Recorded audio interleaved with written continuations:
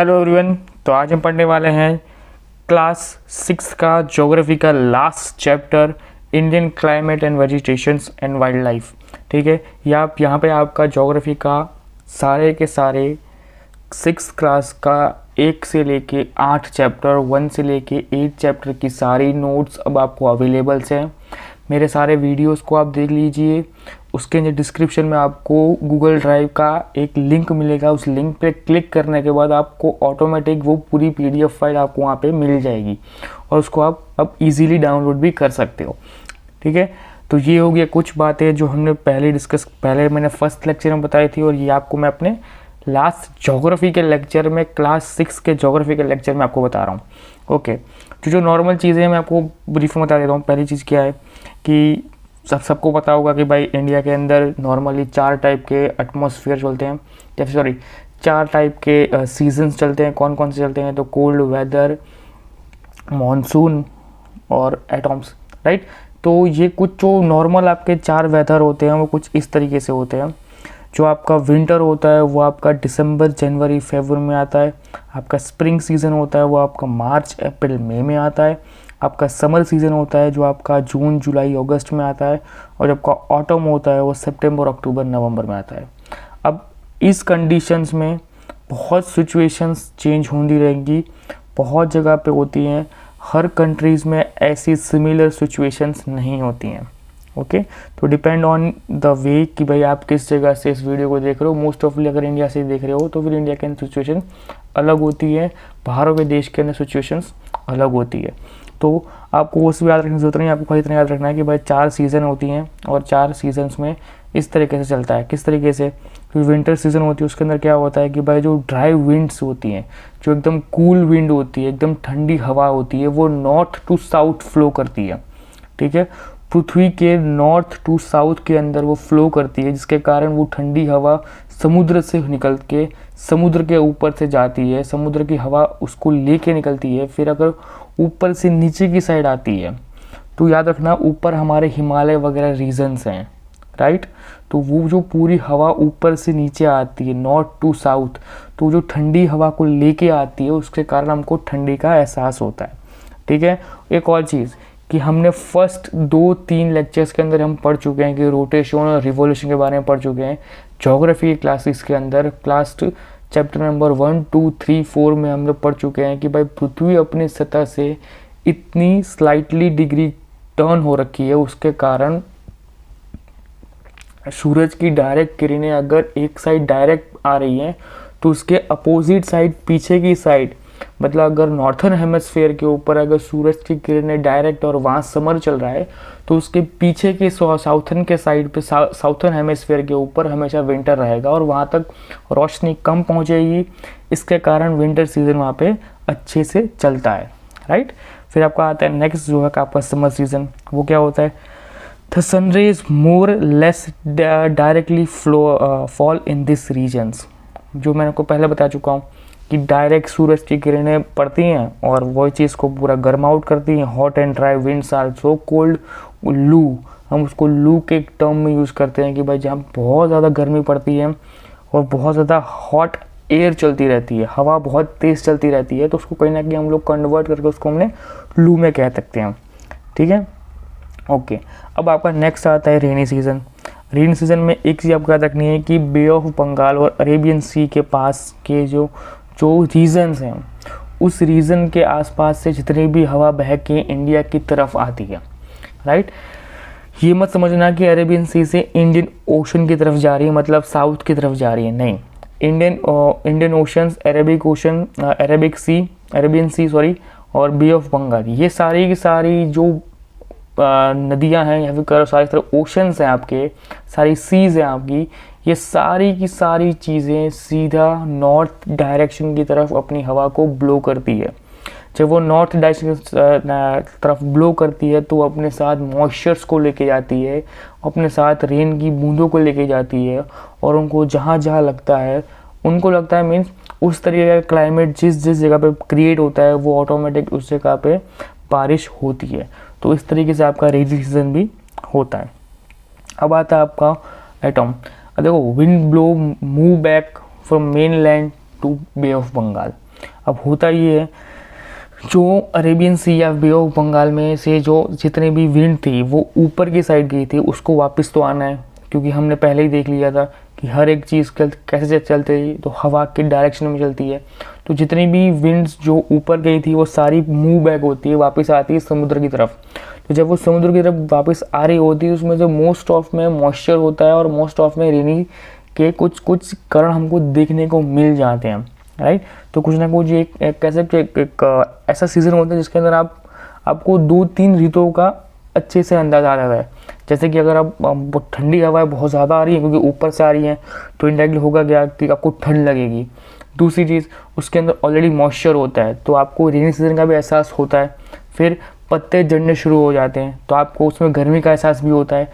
तो कहीं ना कहीं आप में ये 2-3 जो आपके बाकी के जो 3 सीजन है आपका, उनका महसूस आप एक में ही कर लेते हो। अब आते हैं आपका नेक्स्ट जो होती है वो क्या होता है कि जो क्लाइमेट जो लोकेशन होती है ना, जो क्लाइमेट चेंज होता है वो बहुत चीज़ों पे एक बहुत ज़्यादा इम्पैक्ट डालता है। किस तरीके से, उसकी लोकेशन, इसकी altitude, distance from the sea and relief, हर एक चीज़ में उसका डिफरेंशिएट होता है, राइट। जैसे गुजरात के अंदर बहुत सीज़न, सारे के सारे सीजन्स मोस्टली आ जाते हैं, बट वही सेम सीज़न अब जो आप मेघालय में जाओ तो वहाँ पे आपको मिलेगा मुंशीराम, ठीक है, मैनसीराम। वो क्या है, तो वर्ल्ड हाईएस्ट रेनफॉल वहाँ पे होता है, वर्ल्ड की हाईएस्ट रेनफॉल वहाँ होती है, तो अपने गुजरात में नहीं होती है वो, राइट। तो ऐसे ही हम देख सकते हो कि लोकेशन, एल्टीट्यूड, डिस्टेंस, उस परफेक्ट लोकेशन पे, उस सी लेवल पे या फिर उस लैंडस्केप के ऊपर वो सिचुएशन इतनी सूटेबल होती है कि वहाँ हो जाता है। हर जगह वो कॉमन नहीं होता है, राइट। उसका नेक्स्ट पॉइंट आते हैं आपको नेचुरल वेजिटेशंस। क्या है आपका next point, natural vegetations. Grasses, trees वगैरह जितनी भी चीज़ें, ऐसी चीज़ें जिसके अंदर ह्यूमन बींग्स का इंटरफेयर ना हो, ऐसी हर एक चीज़ें जो प्लांट्स की कैटेगरी में है, जो ग्रो की कैटेगरी में है, जो पैदा हो सकती है अपने आप से, जहाँ पे ह्यूमन इंटरफेयर ना के बराबर हो, उसको हम कहते हैं नेचुरल वेजिटेशंस, ठीक है। याद रखना, इंडिया के अंदर 5 प्रकार के अंदर, 5 डिवीज़न के अंदर हमने इसे 5 टाइप में उसको डिवाइड कर दिया है। आपके स्क्रीन के ऊपर अभी आपको नाम दिख रहे होंगे, ठीक है। Evergreen, dicots, grass, mountain vegetations and mangrove forest, okay. अब देखो यहाँ पे आपको मैप में भी दिख जाएगा कि किस पूरे एरिया के अंदर किस किस जगह पे क्या क्या चीज़ें अवेलेबल होती हैं। जैसे कि टॉपिक ऑफ एवरग्रीन है, एवरग्रीन फॉरेस्ट है, तो पूरे के पूरे ग्रीनिश या फिर कह लो ब्राउनिश जो एरियाज़ है उसके अंदर दिया हुआ है। तो ईस्टर्न घाट है, वेस्टर्न घाट है, फिर आपका बंगाल वाला पार्ट है, दिख रहा है आपको, आसाम वाला पार्ट है, मिज़ोरम वाला पार्ट है, पूरा पूरा हो गया है, ठीक है। फिर आपका आता है ट्रॉपिकल ड्राई फॉरेस्ट, जिसके अंदर आपका गुजरात, राजस्थान का पूरा पार्ट आ चुका है, जिसके अंदर आपका पंजाब भी थोड़ा थोड़ा आ रहा है, राइट। फिर आपका आता है माउंटेन फॉरेस्ट वाला, तो माउंटेन फॉरेस्ट वाला आपको दिख रहा है कश्मीर का पूरा ऊपर का पार्ट दिख रहा होगा आपको अभी, कि पूरा कश्मीर का जो पूरा लगभग पार्ट है वो पूरा आ चुका है। फिर आपका ये मैनग्रोव फॉरेस्ट वाला, जिसको आप देखो यहाँ पे कन्याकुमारी के पास वाला पार्ट, यहाँ पे देखो ये तमिलनाडु वाला पार्ट, ठीक है। तो ये सब जो बहुत चीज़ें ऐसी हैं कि जो उसको हमने डिवाइडेशन दे दिया है कि भाई ये विस्तार के अंदर ये चीज़ें, या फिर इन पार्ट्स में ये चीज़, इस तरीके से इसको डिवाइड कर दिया गया। तो अब पहली बात तो ये कि जो रेन फॉरेस्ट है आपके, जो आपके टिपिकल रेन फॉरेस्ट हैं, उनको मेन उनका आइडेंटिटी क्या होती है कि वो किस तरह से डिफाइन होते हैं कि यही रेन फॉरेस्ट है, किस तरीके से होते हैं। तो they are found in a very heavy rainfall, जिस एरिया के अंदर सबसे ज़्यादा बारिश होती है उस जगह को हम कह सकते हैं कि ये रेन फॉरेस्ट है, उसी जगह को कहेंगे हम रेन फॉरेस्ट है। क्यों? क्योंकि वहाँ पे कुछ स्पेशल टाइप के ट्रीज मिलते हैं, कुछ ऐसे फॉरेस्ट की लीव्स बन जाती हैं कि वो हर एक डिफरेंट टाइम पे अपने लीव्स को चेंज करती हैं, राइट। इतनी बारिश गिरती है कि उस पूरे फॉरेस्ट के अंदर सूरज की एक छोटी सी किरण भी ज़मीन को टच नहीं होती है, और वो पूरा का पूरा घना जंगल टाइप बन जाता है। उसकी लीव्स हर एक टाइम, हर एक सीज़न में, हर एक साल में एक डिफरेंट टाइप की लीव्स को प्रोड्यूस करती है। उसका कलर हर साल चेंज होता है। उसको हम कहते हैं एवरग्रीन फॉरेस्ट, कि वो हर बार लंबा चलते हैं, राइट। उसके एग्जाम्पल में हम रोजवुड जो आपने देखा होगा। फिर आपका आता है मॉनसून फॉरेस्ट, ठीक है। अब ये मॉनसून फॉरेस्ट क्या होता है? मॉनसून फॉरेस्ट वो होता है, ऐसे फॉरेस्ट होते हैं जो पर्टिकुलर टाइम पे ही अपने लीव्स को चेंज करते हैं।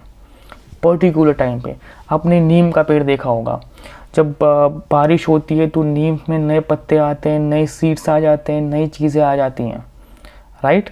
वो आपने देखा होगा येलो कलर की होती है, आपने कभी देखा हो तो नीम के पेड़ पे से येलो कलर की वो गिरती रहती है, उसकी एक छोटी सी चीज़ गिरती रहती है उसके सीड के रूप में। तो जब वो वहाँ पे गिरती है तो वहाँ पे एक छोटा सा प्लांट और वो पैदा करती है, उसको आप नहीं काटोगे तो ऑटोमेटिक वो वहाँ पे एक और नीम पैदा हो जाएगा, राइट। और उसी नीम को आप समर में देखो, पूरा खाली हो जाता है, सारे पत्ते गिर जाते हैं। एटॉम में देखो, आधा खाली होगा आधा भरा हुआ होगा। विंटर में देखो तो गिर चुका होगा, सब कुछ खाली हो चुका होगा। तो हर एक लीव्स, हर एक ट्री, राइट, उसके लीव्स को उस पर्टिकुलर टाइम ऑफ पीरियड्स में वो अपनी सिचुएशंस को चेंज करता है। इसलिए हम लोग इस चीज़ों को या फिर इन चीज़ों को हम लोग मॉनसून फॉरेस्ट कहते हैं कि ये मोस्ट ऑफली मॉनसून के पीरियड्स में ही आपको लाइमलाइट में दिखेंगे, अदरवाइज ये मोस्ट ऑफ सीजन्स के अंदर ऐसे ही खड़े होते हैं। फिर आपका आते हैं बुशिस वाले एरिया, राइट। ये पूरे के पूरे ड्राई एरियाज होते हैं, ठीक है। यहाँ पे क्या होता है कि most ऑफली reduce of the loss of water. Rajasthan वाला एरिया देख लो आप, राइट। ये सारे एरियाज कैसे हैं? ये ड्राई एरियाज हैं कि जिसके अंदर ये कहते हैं ड्राई फॉरेस्ट, जो मैं आपको पहले बता चुका हूँ। कौन कौन सा? आपका गुजरात राजस्थान वाला एरिया, राइट। तो ये ड्राई फॉरेस्ट वाला एरिया आता है जिसके अंदर आपको पानी बहुत कम मिलेगा, ठीक है। और इनके जो टिपिकल इंपॉर्टेंट ट्रीज़ होते हैं वो बबुल वगैरह, जो आपके मेन जो ट्रीज़ होते हैं जिनको पानी की सख्त ज़रूरत नहीं पड़ती है, वो पानी के बिना भी बहुत लंबा टाइम सर्वाइव कर सकते हैं। तो ये चीज़ भी आपको वहाँ पे मिल जाती है। कहाँ पे? गुजरात और राजस्थान के एरियाज़ के अंदर, राइट। तो अब इनके ऊपर से आपको एक अंदाज़ा आना चाहिए, ठीक है, धीरे धीरे, क्योंकि आपके नेक्स्ट जो 7th क्लास के चैप्टर्स होंगे ज्योग्राफी के, उसके अंदर आपको हर एक चीज़ स्पेसिफिकली बताई जाएगी कि किस जगह पे क्या चीज़ मिलती है, किस जगह पे क्या चीज़ पॉपुलर है। तो कहीं ना कहीं जब आप ये पढ़ रहे हो ना कि बुशिस वगैरह, कि भाई ड्राई एरिया कौन सा है, तो इंडिया का सबसे ड्राई एरिया कौन सा आता है? तो गुजरात और राजस्थान आता है। वहाँ पे क्या मिलता है? तो बबुल मिलता है। तो अब इतना कॉमन सेंस आप में होना चाहिए कि भाई अगर इंडिया में सबसे ज़्यादा कहीं से बबुल प्रोड्यूस होता होगा तो वो कहाँ से होता होगा, राइट। तो ये सब आपको धीरे धीरे टेक्निकल चीज़ें हैं जो आपकी स्टेप बाय चलती रहेंगी। NCERT ने ज्योग्राफी का कोर्स, हिस्ट्री का कोर्स और सिविक्स का कोर्स, या करो पॉलिटिकल साइंस का कोर्स, इस तरीके से डिज़ाइन किया है कि हर बच्चा अगर बेसिक से ट्राई करता हुआ फिर बेसिक से हर चीज़ करता जाए तो 12th तक में वो पूरा का पूरा ज्योग्राफी कंप्लीट कर लेगा, वर्ल्ड ज्योग्राफी तक वो कंप्लीट कर लेगा। हिस्ट्री भी पूरा डिटेल में दिया हुआ है, आप वो पूरा कर सकते हो। पॉलिटिकल साइंस भी आपको डेप्थ में समझाने के लिए हर एक टर्म को डिटेल में उन्होंने एक्सप्लेन किया हुआ है NCERT ने। मतलब आपकी तीनों बुक इतनी अच्छे से एक्सप्लेन की गई है NCERT के अंदर, स्टार्टिंग से लेके 6th क्लास से लेकर 12th क्लास की, इतनी डिटेल में है ना कि अगर आप उसको एक बार अगर पढ़ लो, या फिर एक बार ये वीडियोस देख लो, या फिर नीचे डिस्क्रिप्शन में दिया हुआ लिंक से उस पूरे PDF को डाउनलोड कर लो, तो आपको बुक रीड करने की ज़रूरत नहीं पड़ेगी। समझ रहे हो? ये वीडियोस इसलिए बनाए जा रहे हैं। ये वीडियो का मकसद क्या है कि आपको टिपिकल बुक्स को रीड ना करना पड़े, राइट। अगर आप इन्हीं लेक्चर्स को जाके किसी भी इंस्टीट्यूट में जाके पूछोगे ना कि हमको 6 से 12 तक का सारा कोर्स देना है, तो आपको फीस बोलेंगे 20,000 30,000। मैं आपको वो चीज़ फ्री में दे रहा हूँ आज, कि ये फ्री में जो है उसको लो, इसका यूटिलाइज़ करो, इसको यूज़ करो, उसको ध्यान से सुनो, उसको ध्यान से रीड करो, या फिर इसको ध्यान से उसकी PDF की रीड करना, नोट्स बना लो, और राइट, इसको डाउनलोड कर लो, इसकी प्रिंट निकलवाओ। जो आपके पास 6th क्लास की बुक है उसके 2-3 पेज के आगे उसको फोल्ड करके चिपका दो। कुछ नहीं करना है, सिंपल चीज़ करो। क्या करना है? 6th क्लास की ज्योग्राफी की बुक लो, उसका फर्स्ट चैप्टर निकालो, और मेरा फर्स्ट वीडियो जो इसमें जो ज्योग्राफी का फर्स्ट मेरा वीडियो था उसमें डिस्क्रिप्शन में जाओ, उसके डिस्क्रिप्शन में आपको मिलेगा एक PDF की लिंक मिल जाएगी, उस PDF को डाउनलोड करो, उसकी प्रिंट निकलवाओ, और ज्योग्राफी का फर्स्ट चैप्टर पर उसको फोल्ड करके उस पर स्टेपल कर दो। जब भी आप ज्योग्राफी का फर्स्ट चैप्टर रीड करने के बाद रीड कर लिया, नोट्स पढ़नी है, उस नोट्स को ओपन किया, पूरा चैप्टर उसके अंदर आ गया। और यही चीज़ 6 से लेकर 12 तक हर एक क्लास में कर दो, हर एक बुक में कर दो। इनडायरेक्टली हो ये जाएगा कि अगर आप पूरा 3-4 महीने अगर उसमें आपने लगा दिए ना अपने, तो आपके आने वाले 2-3 साल आपको सिर्फ नोट्स पढ़ पढ़ के आपका रिवीजन का टाइम और बचेगा। आपको पूरा डिटेल में पढ़ना नहीं पड़ेगा। ये आपको वो इंपॉर्टेंट फैक्टर्स दे रहा हूँ आज, ठीक है। चलो ये तो बात होगी, अलग चीज़ें इनके बारे में अभी और बात करेंगे, ठीक है। ओके, तो अभी हम कहाँ थे? ओके, जो बुशेस होते हैं वो अपने पानी वगैरह उसको यूज़ नहीं किया जाता है, ठीक है। तो ये कॉमन से सुना चाहिए आपको। फिर आपका आता है माउंटेन वेजिटेशंस। ये कहाँ पे होते हैं? तो मोस्ट ऑफली ये आपके अपर एरियाज में होते हैं, जहाँ पे आपका ये मोस्ट ऑफली आपका हिमालय वाला रेंज वगैरह, जो अरावली वेल्स वगैरह है, तो ये पूरा एरिया आपको जो बड़ा वाला एरिया है वहाँ पे आपको मिलेंगे। और ये आपके क्रॉनिकल शेप में होते हैं, मतलब कि जो कोन होता है ना आपका, कोन, आप कोन खाते होंगे, आइसक्रीम कोन खाते होंगे, उसको उल्टा कर दो, ठीक है। तो किस तरीके से होता है कि वो त्रिकोण आकार का होता है, राइट, वो ट्रायंगल शेप का होता है। तो बस उस ट्रायंगल शेप को सीधा खड़ा करना है और उसी शेप में आपको वहाँ पे क्या कहते हैं, ये ट्रीज़ जो मिल जाएंगे। बट ये अपने हाई एल्टीट्यूड पे रहते हैं, ये 1500 या 2500 की मीटर के अपवर्ड इतना ऊपर तक रहते हैं, और वो वहाँ पे सर्वाइव कर पाते हैं, वो नीचे सर्वाइव नहीं कर पाते हैं। फिर आपका आता है मैनग्रोव फॉरेस्ट। अब ये मैनग्रोव फॉरेस्ट ऐसे होते हैं ना जो सेलिन वाटर पर रहते हैं। अब सेलिन वाटर क्या होता है कि जो फ्रेश वाटर और सॉल्ट वाटर दोनों का मिक्सचर होता है, राइट। अब sundari as well as know the specific of the tree. Specific तो ये आपको दिख रहा है ना, ये ट्री आपको कहीं ना कहीं ऐसे ट्री होते हैं जो आपको सीधे भी नहीं मिलेंगे, आड़े भी नहीं मिलेंगे, तिरछे नहीं मिलेंगे, आपको पानी के अंदर मिल जाएंगे, आपको कहीं भी मिल सकते हैं। क्यों? क्योंकि ये सैलिन वाटर के अंदर रहते हैं। इनको क्या मिलेगा? अगर इनको फ्रेश वाटर मिल रहा है तो भी चाहिए, इनको सैल्ट वाटर मिल रहा है, मतलब नमक वाला पानी मिल रहा है तो भी चाहिए। मतलब अगर ये फ्रेश वाटर में पैदा होना चाहें तो वहाँ भी हो सकते हैं, अगर ये सिर्फ नमक वाले पानी में रहना चाहे तो वहाँ पे भी रह सकते हैं, अगर ये दोनों पानी मिक्स में रहते हैं तो भी सर्वाइव करते हैं, राइट। तो ये हर तरीके से सर्वाइव कर सकते हैं, मतलब ये एवरग्रीन टाइप हो जाते हैं, इनको मैनग्रोव कहा जाता है, राइट। ओके, फिर आपका फिर से आ जाऊँगा, यहाँ पे आपका चैप्टर ख़त्म हो जाता है, पर आपके कुछ जो मेन पॉइंट्स जो आपको ध्यान में रखने होते हैं वो अब यहाँ पे और आएंगे, ठीक है। कैसे होते हैं कि इंडिया के अंदर day to day climate change होते हैं, एटमॉस्फेयर चेंज होता है। तो एटमॉस्फेयर के अंदर hot, cold, sunny, cloudy, windy, calm, ये अलग अलग टाइप की चीज़ें बनती रहती हैं। फिर आपका आता है कि इंडिया के अंदर जो सीजन्स अब होती हैं, सीज़न किस तरीके से इंडिया के अंदर होती है, तो विंटर सीजन होती है आपकी दिसंबर टू फरवरी। फिर आपकी समर वेकेशन होता है, फिर करो समर चीज़ें होती हैं, तो कहाँ से होती है? मार्च से मई तक होती है। फिर आपका आता है रेनी सीजन जो आपके जून टू सितंबर होती है। फिर आपका आता है ऑटम जो आपको कब होता है? अक्टूबर टू नवंबर होता है। ओके, लू कब चलती है? तो समर में चलती है। हॉट विंड कब चलती है? तो समर में चलती है। कोल्ड विंड कब चलती है? तो विंटर में चलती है, राइट। और कोल्ड विंड कब से कहाँ से चलती है? तो नॉर्थ टू साउथ चलती है। रेनी सीजन आती है तो कैसे आती है? तो जो बे ऑफ बंगाल है, अरेबियन सी है, उसकी पूरी विंड्स को अप की साइड, मतलब हिमालय रेंज की साइड लेके जाती है, तो वो रेन और अपने साथ मॉइस्चर लेके जा रही है, तो वो वहाँ पे रेन करती जाती है, राइट। तो यही इस तरीके से याद करो, इस तरीके से समझ में कराएगो तो आपको लाइफ टाइम याद रह जाएगा। Jaisalmer and Bikaner in the Rajasthan is very hot area, ठीक है। Dras and Kargil in Jammu is very cold. अब मैंने बताया आपको पहले भी। Mawsynram in Meghalaya receiving the world highest rainfall, right. तो कहीं ना हमारे इंडिया के अंदर ही आपको 3-4 चीज़ें आपको डिफाइनली याद करनी है कि द्रास कारगिल जो एरिया है वो पूरे जम्मू कश्मीर का या फिर पूरे इंडिया का सबसे वेरी कोल्ड एरिया है।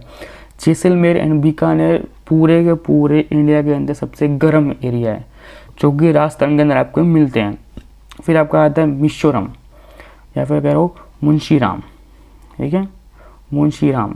अब ये जो आपका एरिया है वो आपका मेघालय के अंदर है और पूरे वर्ल्ड की, ऐसा नहीं इंडिया की, ऐसा नहीं एशिया की, वो पूरे वर्ल्ड की सबसे हाईएस्ट रेनफॉल को ऑब्जर्व करता है। फिर मैंने बता चुका हूँ कि ट्रॉपिक ऑफ रेन फॉरेस्ट, जो ये पूरा प्रोसेस वगैरह, माउंटेन वगैरह, मैनग्रोव के बारे में सब कुछ बता चुका हूँ।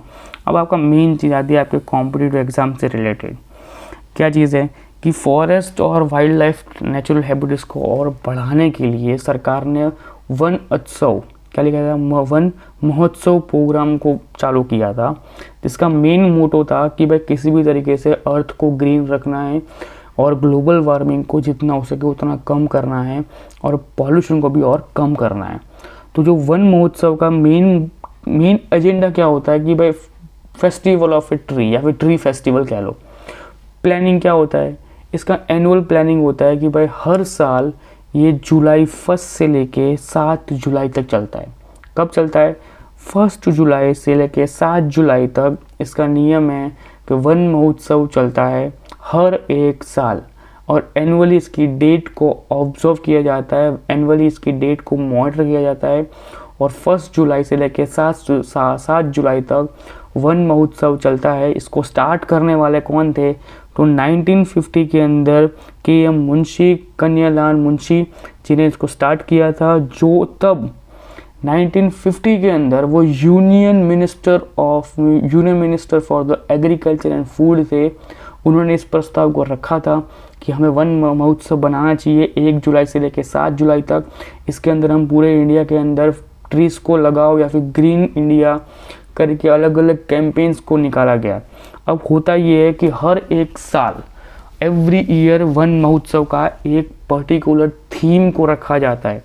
जो इस बार की थीम थी वो थीम कौन सी थी? Awareness and the goals. इस बार की जो थीम थी उसका मेन एजेंडा इतना था कि कुछ भी करके हमें ग्लोबल वार्मिंग पॉल्यूशंस को जितना हो सके उतना कम करना है, और जितने हो सके उतने ज़्यादा से ज़्यादा हमको पेड़ लगाने हैं, राइट। ओके, दूसरी चीज़ जो आपकी आती है वो कौन सी है? The tiger national animal, the Gir forest for the Gujarat is the home of the Asiatic lions, right. तो ये बहुत चीज़ें ऐसी होती है जो आपको कहीं ना कहीं कॉमन सेंस में पता चल जाती होंगी। इनको मैं डिटेल में नहीं समझाता हूँ कभी कभार, क्योंकि बहुत चीज़ें ऐसी होती है कि वो आप समझ जाओगे कि भाई इतनी तो हमको पता थी, राइट। ओके, तो ये कुछ आपका था पहला या फिर कह लो ये आखिरी ज्योग्राफी का 6th क्लास का लास्ट चैप्टर, जो कौन सा था? Indian climate, vegetation and the wild life, जो कि आपका क्लास 6 का 8th चैप्टर है। और यहाँ पे आपकी ज्योग्राफी की पूरी बुक ख़त्म होती है, और इन सब को क्लास 6 की ज्योग्राफी की 1 से लेके 8 PDF या फिर कह लो 1 से लेके 8 PDF सारी की सारी अवेलेबल है सारे वीडियो के डिस्क्रिप्शन में के ऊपर, ठीक है। जाके उनको डाउनलोड करके जिस तरीके से मैंने बताया आज उसको उस तरीके से रख देना, जिससे कि इन फ्यूचर आपको रिवीजन करने में आपको ज़रा भी तकलीफ़ नहीं पड़ेगी। आप प्रिपेयर रहोगे कि आपको कब रिवीजन करना है, आपको कब कौन सा कहाँ पे क्या ध्यान देना है, राइट। तो ये टॉपिक्स ऐसे हैं जिनको आप ज़्यादा ध्यान नहीं दोगे तो भी चलेगा, बट 6th क्लास बेसिक चीज़ें सिखाती हैं, 7th थोड़ा और बेसिक समय आ जाएगा, 8th से आपका मेन कोर्स शुरू हो जाएगा, 9th में लंबा कोर्स है तो पूरा का पूरा उसमें लगभग 55% के आसपास का आपका हर एक चीज़ कवर हो जाती है। फिर आपकी 10th 11th 12th में बाकी 50% कवर होती हैं, क्लियर। तो चलो मैं आज के लिए इतना ही, मिलते हैं नेक्स्ट लेक्चर में। ज्योग्राफी क्या सारे के सारे चैप्टर्स ख़त्म 1 से लेके 8 तक। नेक्स्ट लेक्चर में हम मिलने वाले हैं हिस्ट्री के 2 चैप्टर के साथ, और हिस्ट्री के अंदर टोटल आपके 6th क्लास के अंदर हिस्ट्री के अंदर आपके टोटल 12 चैप्टर्स हैं, ठीक है। उन 12 चैप्टर्स को मैं 6 दिन के अंदर करने वाला हूँ। हर एक दिन 2 वीडियोस अपलोड होंगे, पॉसिबल होगा तो एक दोपहर के बाद अपलोड होगा और एक दोपहर को अपलोड होगा। मतलब पहला वीडियो 11-12 के 1 के बीच में अपलोड हो जाएगा, और जो आपका दूसरा वीडियो होगा वो 4, 5, 6 या फिर 7 बजे के आसपास में दूसरा अपलोड हो जाएगा। याद रखना, हर एक दिन 2 वीडियोस अपलोड होंगे हिस्ट्री के। 12 चैप्टर से टारगेट है कि उसको 6 दिन के अंदर कंप्लीट करना है, जिससे कि आप लोग भी प्रिपरेशन थोड़ी फास्ट कर पाओ। चलो मिलते हैं नेक्स्ट लेक्चर में, बाय बाय, टेक केयर।